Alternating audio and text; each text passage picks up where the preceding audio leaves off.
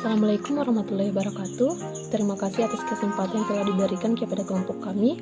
Perkenalkan, kami dari kelompok 4 kelas pendidikan matematika 2020B yang beranggotakan 4 orang, Serina, Rosli, Hijrah, dan Graciela Sarong. Di sini kami akan mempresentasikan materi kami, yaitu teori belajar humanistik, sibernetik, revolusi sosiokultural, dan penerapannya dalam pembelajaran.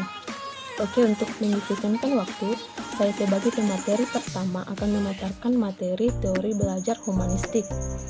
Teori belajar humanistik pada dasarnya memiliki tujuan belajar untuk memanusiakan manusia. Oleh karena itu, proses belajar dapat dianggap berhasil apabila si pembelajar telah memahami lingkungan dan dirinya sendiri. Sukarjo 2010. Dengan kata lain, si pembelajar dalam proses belajarnya harus berusaha agar mampu mencapai aktualisasi dengan sebaik-baiknya. Tokoh-tokoh teori humanistik. 1. Arthur W. Combs. Makna adalah konsep dasar yang sering digunakan dalam teori humanistik. Seberapa besar kebermaknaan dari suatu materi bagi siswa atau peserta didik menjadi peran sentral dalam teori ini. Jadi, guru tidak dapat memaksakan suatu materi yang tidak relevan dengan kehidupan mereka. Untuk itu, ada kalanya tenaga pendidik memahami perilaku siswa dengan menyelami dunia persepsi mereka.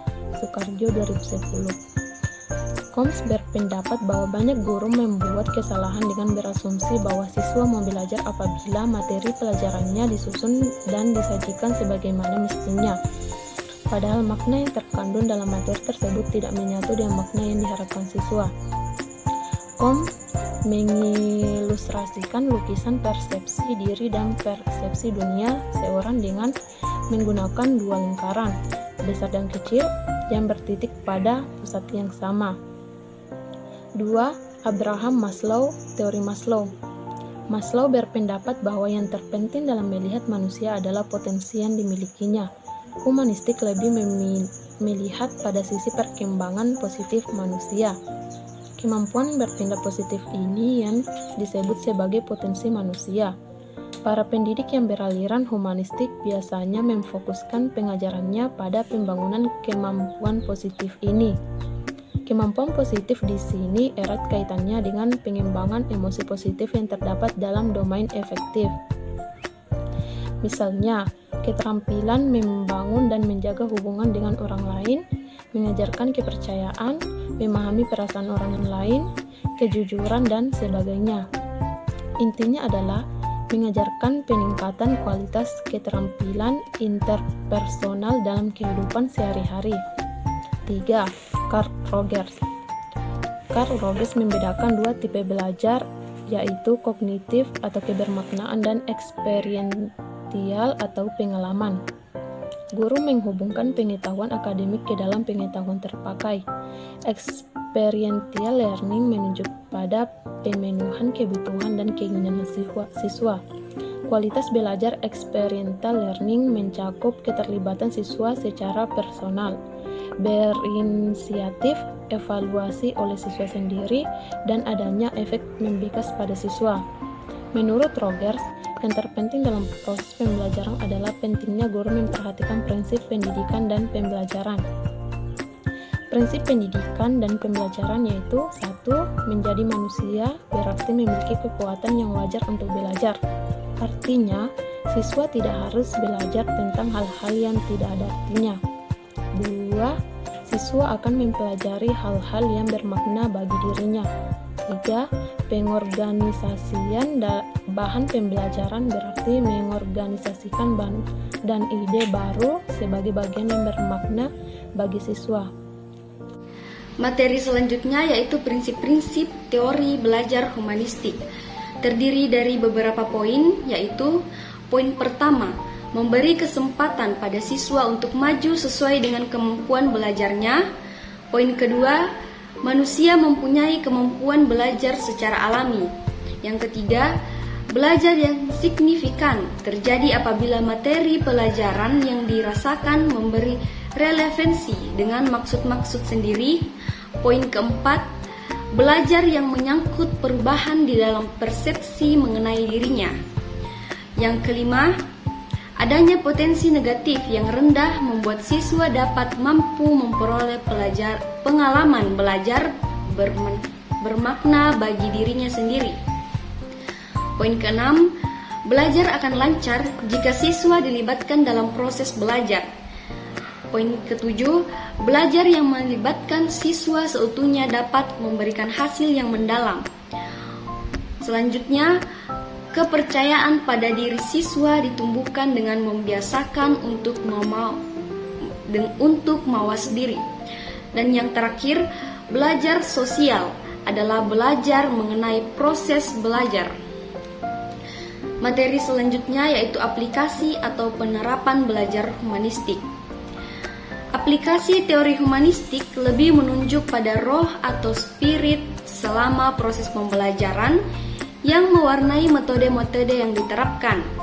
Peran guru dalam pembelajaran humanistik adalah sebagai fasilitator bagi para siswa dengan memberikan motivasi terkait dengan kesadaran mengenai makna belajar dalam kehidupan siswa. Guru memberikan fasilitas pengalaman belajar siswa dan mendampingi siswa untuk memperoleh pembelajaran. Tujuan pembelajaran dari humanistik adalah lebih memberatkan pada proses belajar daripada hasil belajar, yang pada umumnya melalui serangkaian proses antara lain sebagai berikut. Pertama, merumuskan tujuan belajar yang jelas. Kedua, mengusahakan partisipasi aktif siswa melalui kontrak belajar yang bersifat jelas, jujur, dan positif.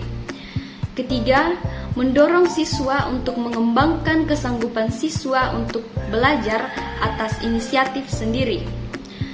Keempat, mendorong siswa untuk peka belajar kritis dan memaknai proses belajar secara mandiri. Dan yang terakhir, mendorong siswa untuk berani mengemukakan pendapat, memilih pilihan sendiri, dan melakukan apa yang diinginkan, serta menanggung resiko dari perilaku yang ditunjukkan. Selanjutnya, kelebihan dan kelemahan dari teori humanistik. Teori humanistik sering dikritik karena sifatnya yang terlalu deskriptif atau meskipun semua teori belajar sebenarnya bersifat deskriptif. Kelemahan lain adalah sukarnya menerjemahkan teori ini ke dalam langkah-langkah yang lebih praktis dan konkret. Namun karena sifatnya yang deskriptif itulah maka teori ini seolah mengarah pada proses belajar. Semua tujuan belajar bersifat ideal dan teori humanistik inilah yang menjelaskan bagaimana tujuan ideal itu seharusnya. Teori humanistik akan sangat membantu dalam proses pemahaman belajar serta melakukan proses belajar dalam dimensi yang lebih luas, jika kita mampu menempatkannya dalam konteks yang tepat. Kalaupun teori ini sulit untuk diterjemahkan ke dalam langkah-langkah yang lebih konkret dan praktis, namun ide-ide yang diberikan dalam teori ini setidaknya telah membuka mata kita agar lebih memahami hakikat manusia. Teori belajar sibernetik merupakan teori belajar yang relatif baru dibandingkan dengan teori-teori belajar yang telah dibahas sebelumnya. Teori ini berkembang sejalan dengan perkembangan teknologi dan ilmu informasi. Menurut Nur Wahid 2013, kelebihan strategi pembelajaran yang berpijak pada teori sibernetik yaitu cara berpikir yang berorientasi pada proses lebih menonjol. Kedua, penyajian pengetahuan memenuhi aspek ekonomis. Kapabilitas belajar dapat disajikan lebih lengkap. Adanya keterarahan seluruh kegiatan belajar kepada tujuan yang ingin dicapai. Adanya transfer belajar pada lingkungan kehidupan yang sesungguhnya. Kontrol belajar memungkinkan belajar sesuai dengan irama masing-masing individu. Keenam, pengembalikan informatif memberikan rambu-rambu yang jelas tentang tingkat untuk kerja yang diharapkan.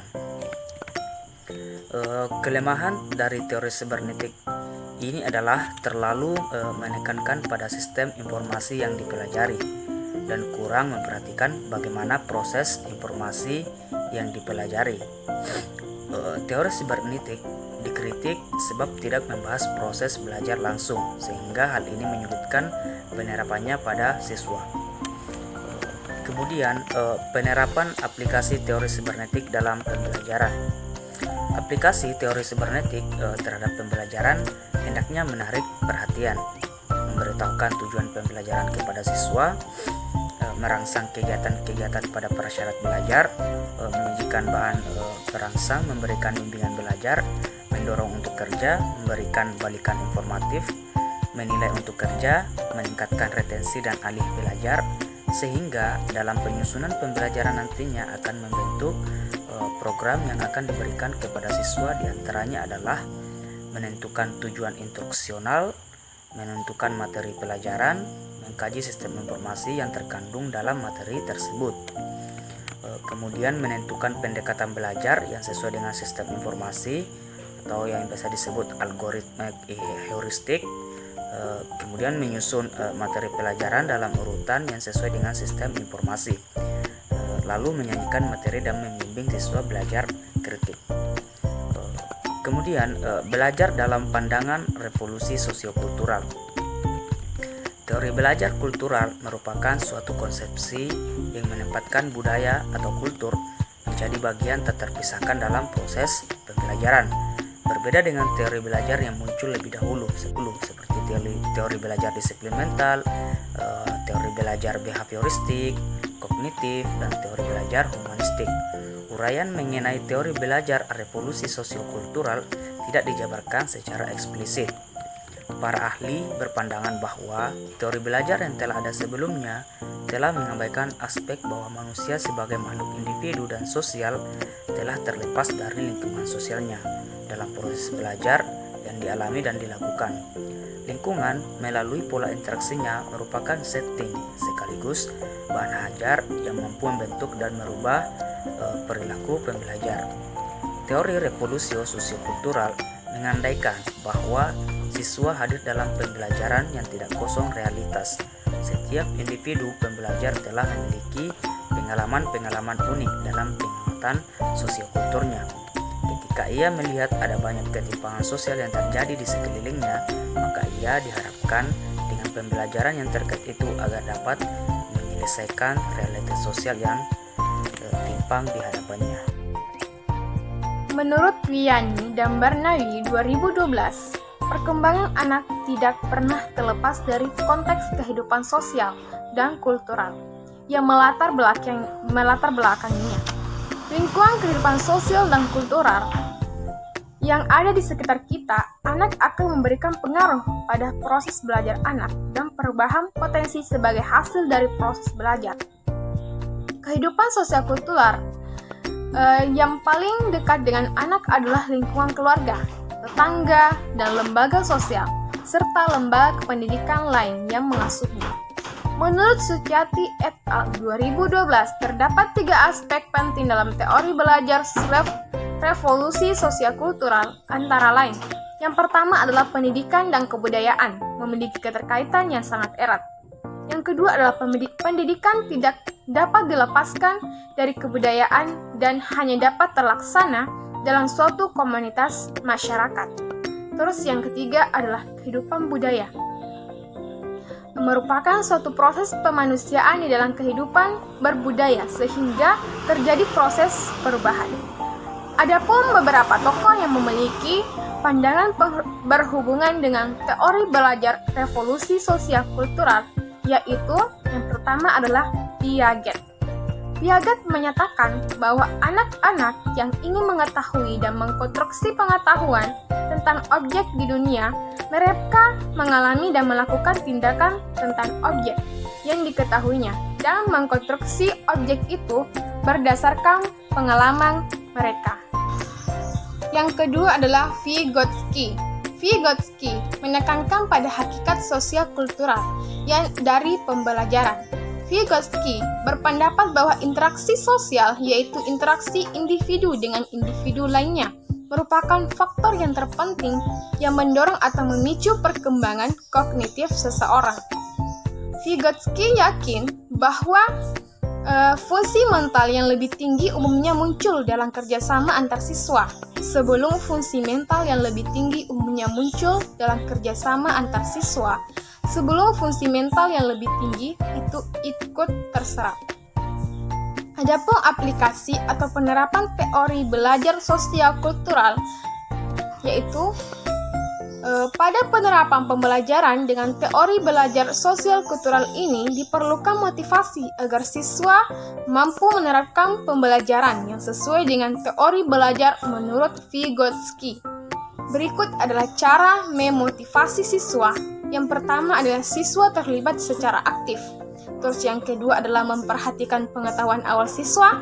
Terus yang ketiga adalah mengembangkan kemampuan komunikasi siswa. Dan yang keempat adalah mengembangkan lingkungan belajar. Itulah tadi materi yang kami telah jelaskan. Semoga dapat bermanfaat bagi kita semua. Lebih dan kurangnya mohon dimaafkan. Wabillahi taufiq wal hidayah. Wassalamualaikum warahmatullahi wabarakatuh.